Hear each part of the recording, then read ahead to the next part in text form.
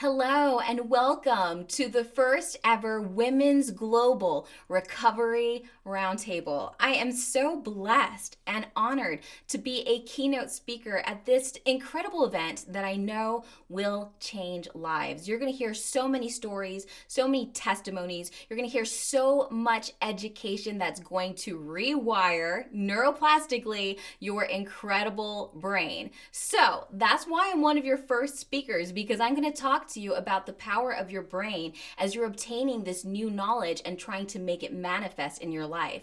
You know, you were meant to live an abundant life, a life that was more than you could ever imagine, guess, or request in your wildest dreams. And you're going to come to find that that life truly exists in your thought life first and foremost. So let's get started talking about this incredible brain of yours. Now, I'm going to drop an interesting fact. Your brain powers more energy than all the cell phones in the world combined in one day. More energy in one day than all the cell phones in the world combined comes from this. Sit with that for a moment. That is so powerful. Now, I want you to understand that there is a difference between your mind versus your brain. Your brain is just the globular goop that is inside your head. It's just this big piece of meat. But it's your mind, that frontal lobe that makes you different than a chimpanzee, that controls how your brain is wired. It determines the mental real estate that comes into your brain and how your brain is shaped. Every day, you are choosing what you allow in and what pours out of you. So it's very important for us to harness our thoughts and stay in control of them, being mindful of that, because it is so incredibly powerful. Let's keep going. Did you know that you have over 50 trillion cells in your body and your thoughts impact every single one?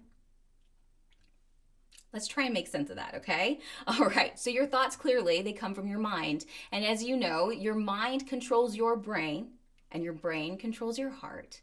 And your heart controls the growth medium of all those cells in your body. What's your growth medium? It's your blood. Your thoughts have a tremendous amount of energy, good energy, negative energy that converts into electrical chemical impulses that impacts your body. Is that not incredible? And that's why your thought life is truly your life. If you think about it, your brain is a chemist. And you're choosing the chemistry that's manifesting within you, spiritually, emotionally, psychologically, physically. All right, you can go 3 weeks without food, 3 days without water, 3 minutes without oxygen, but you can't even go 3 seconds without thought. Even in your sleep, your mind is working and mulling over everything. So your brain is so important. Your mind, which controls your brain, is the key to changing the life you're living if you're not liking it or if you're not satisfied, to get the life that you so desire. You can do it, and it's possible. Some of my patients will come up to me and make these incredible excuses of, hey, doc, I am a victim to my genetics. It runs in my family: alcoholism, heart disease, depression, anxiety, and there's no way I can overcome it. It's what's going on in my life, and I'm just going to deal with it. And I'm going to live a subpar life because I am ailed by these conditions. Stop. Please stop. We cannot do that. And the reality is that your mind has control over your genes. Mind over genes. Whoa, that's what the study of epigenetics is. Epi is over. Genes. So it truly is your mind over your genes. What are genes? Now, genes are blueprints. They are the blueprints to the basic building blocks of life known as proteins. So let's use an analogy. I love using analogies, okay? So let's think of your life as a blueprint to a wonderful house. Of course, you're going to have a dream home, but the blueprint's going to dictate the layout of what it's going to look like roughly. But do you have a say in anything else? Yeah, you do. One, are you going to hire a quality builder, right? Somebody who has a good reputation? Are you going to use quality products in your home? From the flooring to the backsplashes, what kind of designs, furniture you're going to have in the home, right? Are you going to have windows in your house? How many? How is it going to flow? Are you going to allow the light from outside in and to fill your cup spiritually? Who are you going to choose to come in and out of your home? So you have a huge say. So if you invest in this home, spiritually, emotionally, financially, psychologically, physically, it's going to last a long time. You're going to build that home on a solid foundation. But imagine if you just put a home together haphazardly and just like, meh, here's this other home. I'm just going to hastily whip it together and I'll have a home. Which one do you think is going to last longer? Obviously, the one you invested in, right? So your decisions and your mindset has a say truly in changing all the way down to the basic proteins, the building blocks of life, your DNA in your thought life. When I work with people with trauma, I help them understand that you can actually rescript and rewire your traumatic life experiences all the way down to the basic proteins so that you no longer file your trauma memory back into the fear center of your brain, which is your amygdala, but rather back into the hippocampus, which is the normal long-term memory. It is absolutely fantastic. Let's think about twin studies, for example. Let's say we have two twins. They have the same genetic disposition, right? And one decides to have a peaceful, harmonious quality of life, doesn't engage in substance abuse, has a happy family, goes to church, worships in whatever way they choose that brings spiritual enlightenment into their life. They live a long, healthy life. But the other twin with the same genes may choose a life of chaos, a life that promotes anxiety. They may choose to engage in illicit substance use and abuse, right? And they may have a reckless lifestyle. Which one do you think is going to last longer when you think of the impact on their bodies as well? Obviously, the twin that has chose that quality of life. We don't just see that in human twin studies, we see it in animals as well. Now, let me give you a stat that's going to blow your mind. Less than 5% of heart disease and cancer is directly associated with our genetics. So that tells me our mindset is so key. Whether we hold our mind to harmony that produces harmonious chemicals in our body, right? Isn't that powerful? All right, so let's keep going with the brain, okay? Are you stuck with your genes? No, because your brain has the power to rewire that. But your brain also has the power to rewire itself. Back in the day, just like we had fixed gene theory, we also thought that the brain was stuck and that it was fixed. Like once you reach the age of 7, that's it. You are hardwired for the rest of your life. And if for whatever reason you had a traumatic brain injury, that's it. The brain's not going to rewire itself and overcompensate. But we have found that it's incredibly plastic and it can rewire itself and reorganize itself even in the midst of an injury. And this is called neuroplasticity, is that brain flexibility to create new and different neural networks. Now you have over 80 billion neurons in your brain. Those are brain cells. And just like the night galaxy, there are 80 billion stars, and you're choosing the constellations that your brain is making and creating by what you allow in and how you operate and function in the world. These constellations are very important. In fact, I want you to think of your brain as a computer, and that's the hardware. But your mind is the software, and it has templates in it that dictate how that computer is going to run. So from birth to the age of 7, that's when it is the most malleable, when you start creating those softwares based on how your primary caregivers treat you and interact with you. Now, you may have parents that have spoken life over you and said great things about you and made you feel good, and that they interacted in the world in such a healthy way that they were good role models. Now, your software is probably operating really smoothly today, and you're just barely tweaking it. However, for a lot of us, our primary caregivers didn't always model the right behaviors, right? And maybe there were times where they said, we're not worthy, we're not valuable, we're not enough. And it doesn't mean it's your primary caregivers. Anyone in life who has had a significant impact on you that made you feel unworthy just changes that template so that everything you say, see, or say is in the context of I'm not worthy or I'm not good enough. But that's all lies. And you can't let the enemy continue to infiltrate your brain. Can you rewire that software? Absolutely. Absolutely. You have to be mindful about how you rewire it, though.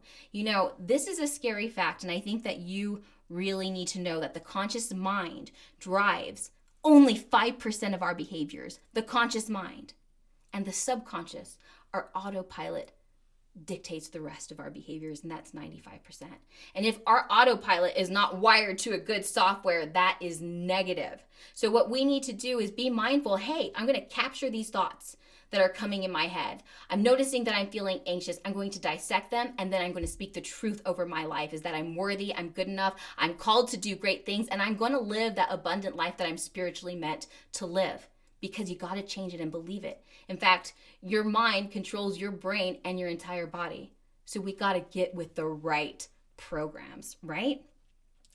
Get this. Every morning we wake up with a set of new baby neurons, and we get to choose how we wire them. In Lamentations, it says that the Lord's mercies are made new every morning. And for me, as a clinical psychologist, I'm thinking those neurons, those baby neurons, are meant as a mercy for me, because I get to choose how I hold those neurons captive, right? All right. Now, as women, we have to be very mindful of our dreams for ourselves. We're pouring out all of our cup into the people we love, and that is so beautiful. And that is why we're meant to be here, is to pour into others. But we also got to pour into ourselves, and we got to see that we are worthy of that dream that we have always had as a young girl, that we are valuable, and that we can do all the things that God has called us to. And so with that being said, we have to harness the power of our imagination. We got to be able to see the life that we want for ourselves in our mind, because what's in our mind then consequently translates to our life, right? You've heard in Proverbs, for as a man thinks, so is he. And the same thing as a woman, for as a woman thinks, so is she. Yes, as we think, so are we. You can call it the laws of attraction in the book, The Secret. What you put out there comes right back to you. So how you're thinking and wiring your brain and how you're holding your imagination is what's going to manifest in your life. Some of us, to include me, I am totally guilty of it, use our imaginations to think of and play out worst case scenario. What am I telling my brain, and what am I telling my body? That is no good. Use your imagination as a spiritual source, as something that can project greatness into your life. Seeing it is believing it. Now, your brain, it doesn't know the difference between a real and an imagined experience. So when you imagine something with your mind, you're laying down the same neural networks in your brain. Okay? So our Olympic athletes, they visualize their performance over and over and over again, because they're laying down the neural network of what they want to achieve. Now, let me give you a study. A doctor by the name of Kelly Cole did a research project wherein she had a cohort of individuals, 1, imagining doing exercises, 2, another group actually doing the exercises, and 3, just a baseline. And in the end, what happened? The ones that imagined the exercises and the one that actually did them, they both were clinically significant, right, for muscular strength gain in those areas of the body. But guess what? The group that imagined them had 22% muscular strength gain in those muscles. How?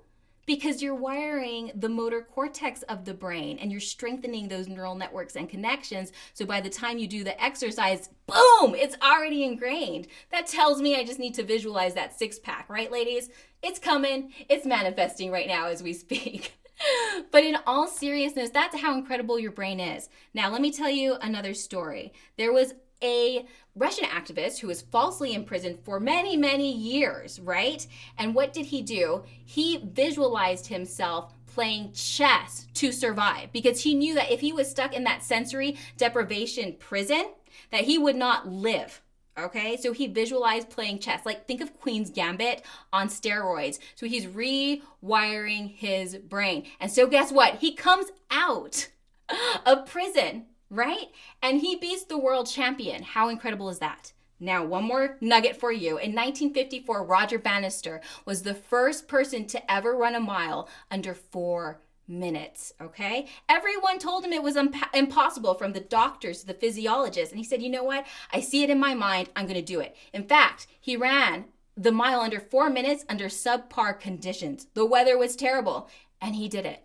But the biggest phenomenon that happened after that was that multiple people started breaking the 4-minute mile in their runs because they believed it was possible. And I want you to believe that everything that's in your mind that has been placed in your heart spiritually for your life can and will manifest if you believe in it. Okay? Get this. The chemistry of love enhances cell growth and vitality, while the chemistry of fear cancels it and even shuts down the immune system. So my dear sisters, and for the few guys who are watching out there, changing your beliefs changes your biology. You got to see yourself doing it. You got to see yourself achieving, and it is yours.